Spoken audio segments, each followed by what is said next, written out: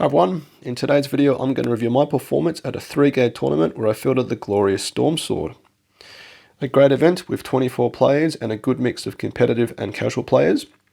Armies fielded were including Eldari, Chaos Space Marines, Custodes, World Eaters, Squats, Grey Knights, Tyranids Tau, several flavours of Space Marines and 2 Astra Militarum commanders. To my 2,000 point list, had Lord Solar as Warlord, attached to a Platoon command squad, and an infantry squad with mortar team. It's then Gaunt's Ghosts, a Regimental Engineer and a Calidus Assassin, and the other battle line units are a single squad of Cadians that start in a Chimera, some Catagins in a Chimera, and then 1 infantry squad also with mortar team.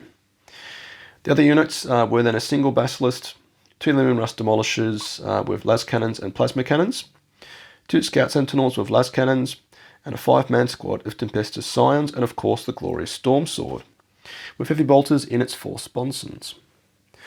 My basic plan was to rely upon the Strormsword with its survivability, with its toughness 13, 2+ save, 4+ invul save from the Engineer, and 24 wounds boosted by the smoke screen and armoured might stratagem for -1 incoming damage. I then plan to have some mission play options with Gaunt's Ghosts, Scions, Calidus, Sentinels and Infantry, with further damage dealers from the Lumen Rust Demolishers. As I've discussed in another video, the most obvious limitation of this plan is the Strormsword soaking up 500 points and its inability to move around some maps. Being a tournament using UKTC terrain, 2 of the 3 maps meant it would be stuck in my deployment zone, and I naturally had to prepare for that. The missions that were played were Scorched Earth, to hold 1, hold 2, and burn an objective with a special rule Chilling Rain on the map Dawn of War. As you can see, the terrain layout here was relatively favourable for a 6-inch by 10-inch model. The second game was Purge the Foe, to hold 1, hold more, and kill more, with a special rule Chilling Rain again on the map Crucible of Battle. As you can see, this terrain layout meant it would be stuck in my deployment zone. And the last game was Priority Target, to hold 1, hold more, with the end of game bonus of holding objectives, with a special rule being hidden supplies for an additional objective marker, and the map Search and Destroy, again with limited space to deploy the Strormsword. So my first opponent was a lovely chap called Ollie with his Chaos Space Marines. I hadn't played Chaos Space Marines in 10th edition yet, so I was interested to see how they would do. He had a ton of units with a 10-man squad of cultists, 16 accursed cultists, 8 accursed cultists, 5 chosen, a 4-inch feed, some noise marines in a rhino, 2 squads of obliterators, some fleshhounds, nurglings, 2 screamers, the lone operative, the blue scribe, plus some other supporting characters. My opponent got first turn, and he had both squad of obliterators in deep strike. He took the fixed secondary objectives of Bring It Down and Deploy Teleport Homers, whilst I went with the random tactical objectives. I had the Strormsword on the right-hand side of the central objective, along with the majority of my army. My opponent fed the right objective, the blob of 16 accursed cultists, moved up the noise marines and the rhino on the left-hand objective, and he had the nurglings infiltrate onto the central objective. In my turn 1, I pushed out the Strormsword towards the middle objective, along with the Sentinels further out, as I wanted to screen out the Obliterators, as they were the biggest threat to the Strormsword. I fed the right objective, a Chimera of Catagins inside, in an attempt to deal with the 16 OC2 Accursed Cultists sitting on that objective, tucked on the other side of a piece of terrain.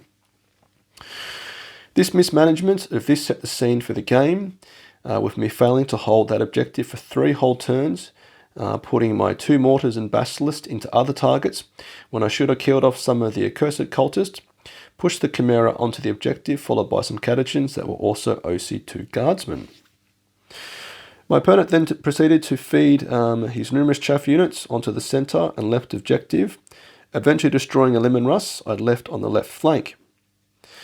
He brought in his obliterators, with 1 squad of them picking up a Lumen Rust for 1 activation supported by some stratagems. He gave me limited targets early on, and the Strormsword only really got to do some damage in turn 3, destroying a couple of units.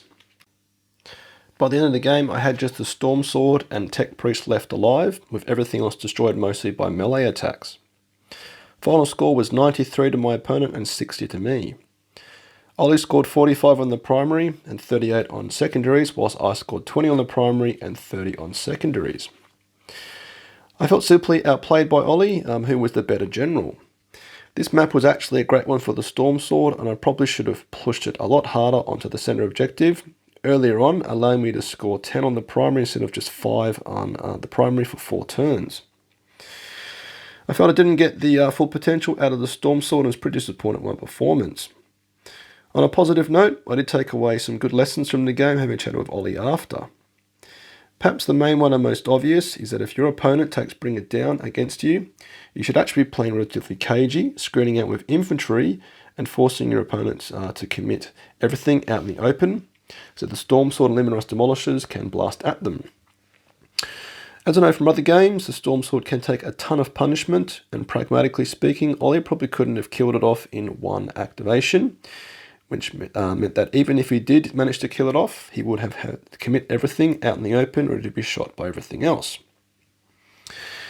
Okay, from there I went into World Eaters with a classic pressure list. My opponent had Angron, 5 characters including Lord Invocatus, and a Demon Prince. Battle line units were some 8-bound, 2 Khorne Berserkers and a Rhino, 2 Exalted, and some Terminators, and also some Jackals on his rear home objective. My opponent got first turn and moved up a ton of units, taking advantage of terrain, giving me no targets turn 1.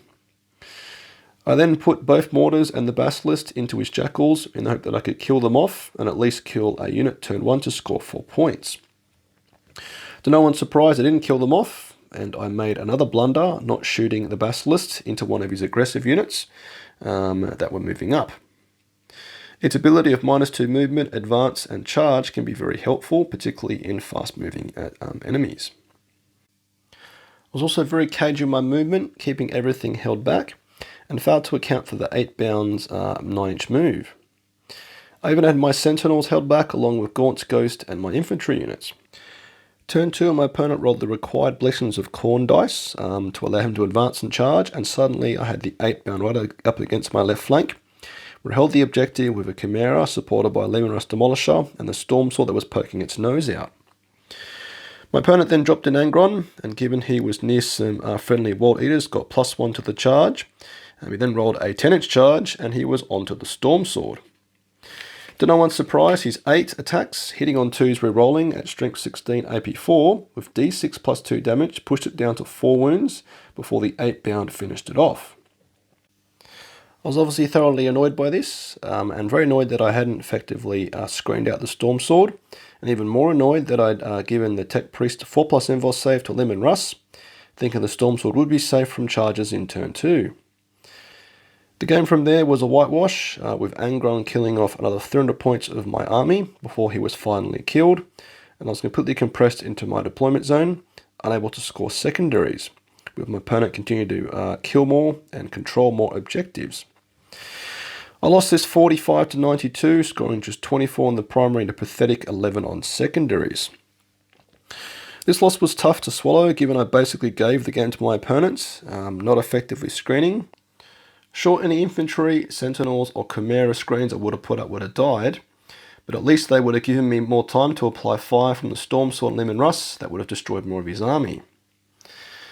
The Strormsword actually had pretty good fire lanes on this map onto the centre of the board, and could have actually probably one-shotted Angron if it was given the chance. Being pragmatic, I don't think my opponent necessarily was a better general than me, and on a better day I probably could have put up a better game. And World Eaters are definitely an army that rewards smart staging of units in terrain, and given he had got first turn, his odds were greatly improved. I was very annoyed at myself for putting up such a poor performance, given I know I'm a better player than that. Right, so from that sad story, I found myself on the bottom table playing a lovely chap with his Iron Hands army. I think he was new to 40k with a mishmash of units, including Iron Father Furious, 2 Tech Marines, a Lieutenant, Intercessor Squad in a Repulsor with Gatling Cannon, a Brutalis Dreadnought, 2 5-man Desolation Squads, 3 Redemptor Dreadnoughts, 2 having heavy Gatling Cannons and 1 with Plasma Incinerator, and finally a Hammerfall Bunker. My opponent took the fixed secondaries of Bring It Down and Storm Hostile Objective. And I got first turn and picked up a couple of his Desolation Marines via indirect fire, and carefully pushed out a Chimera onto the top left objective, supporting Gaunt's Ghosts. My opponent then stepped out his entire army and shot at the Strormsword that was visible wedged between several terrain pieces. Here the combo of 4+ Invul Save, Smokescreen and Armoured Plate Stratagem meant he was left alive on 12 wounds after all his shooting. My opponent was playing the Iron Storm Spearhead Detachment, meaning he could reroll a hit, wound or damage roll for each unit per phase. And despite all this, he couldn't do enough damage. To be honest, his weapon choices weren't optimal, and in my second turn I devastated his units, destroying 2 Dreadnoughts and the Repulsor. I pushed along the bottom flank with the 2 Luminous Demolishers, and they added destruction to the Strormsword.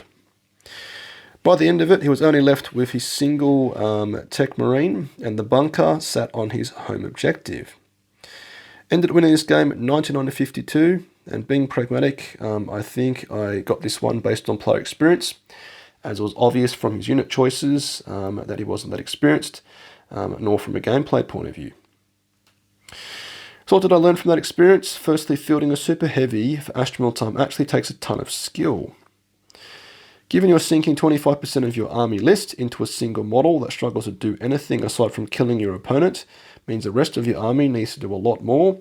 You need to be quite skillful in how you use them.